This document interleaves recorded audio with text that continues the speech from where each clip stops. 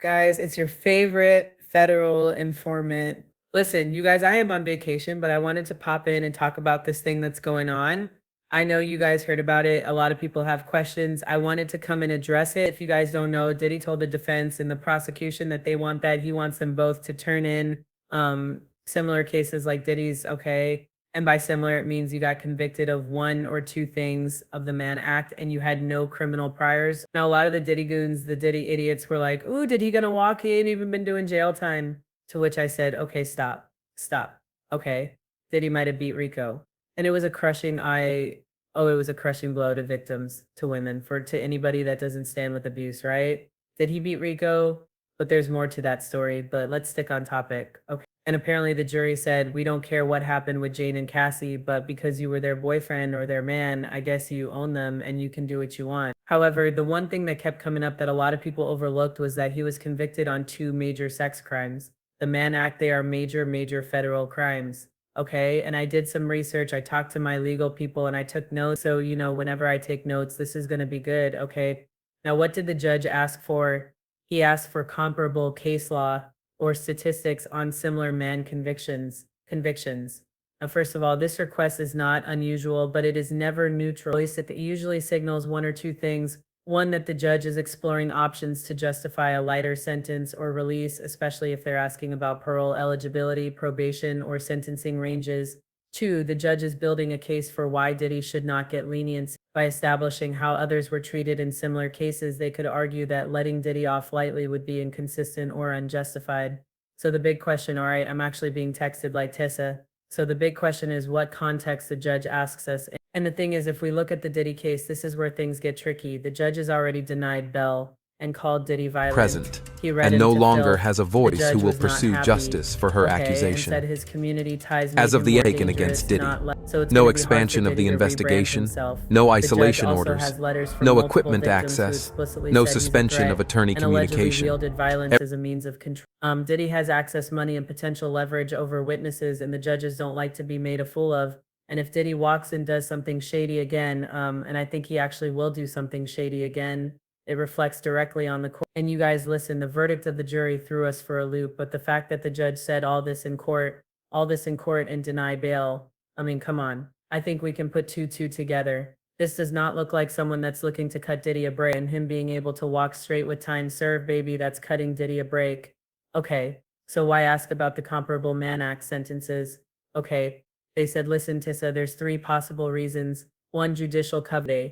The judge might personally feel parole is risky, but is giving the appearance of objectivity by asking both sides for precedence. That way, no one can claim bias later. Now, he might be appealing his decision for when he sentences him. If Diddy's team appeals any eventual sentence, the judge can say, I reviewed the sentencing ranges and outcomes for similarly situated defendants under the Mann Act, and the sentence falls squarely within that range. Or the judge also might be testing boundary. Maybe the judge is trying to find out how lenient or harsh they can go without being reversed.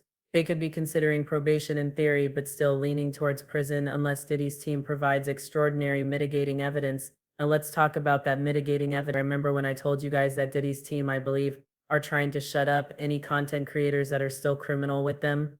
And they feel like if they shut down the content creators, then they can start on this rebrand.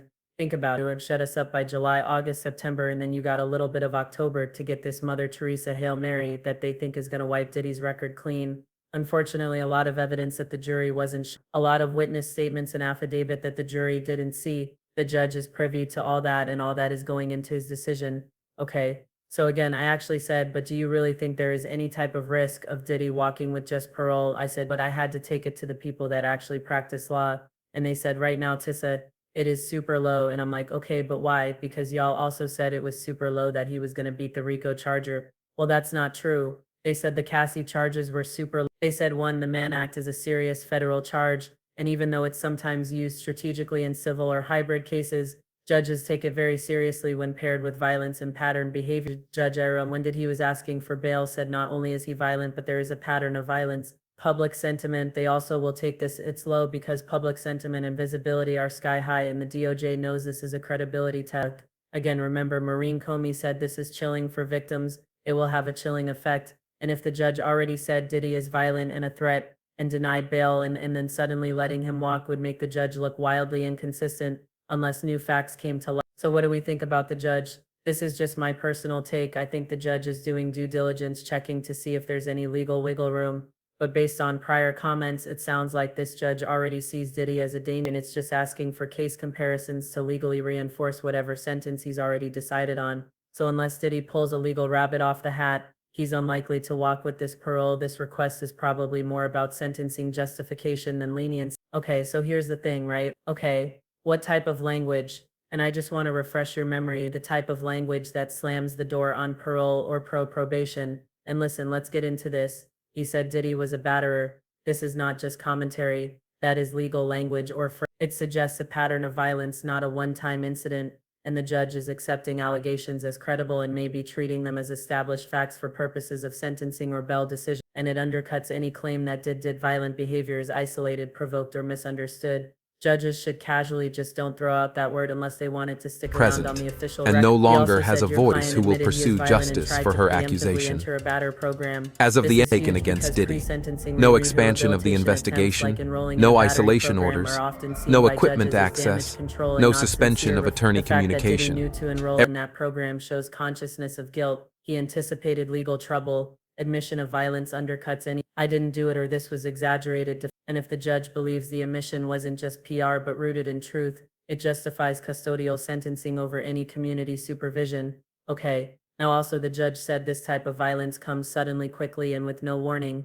That's a judicial finding of danger. They said that the phrasing means that the judge believes that he is not in control of his violence and that his behavior escalates. It's impulsive and it's unpredictable. Judges use this language to justify detention, especially in bail or sentencing. It also implies that even if he's calmed down, he could explode at any moment, which is true, and we can't risk that in the community. That is a direct argument against probation. And when you hear all that, I have to ask you, does this sound like a judge that's going to let Diddy work? I mean, let's be serious. Even though I'm Sisha Regis, I'm scared for the Diddy goons. What are they going to do? Hold a visual be standing outside with a boombox begging for him to be let out of jail. I can't wait to see this. They said so again.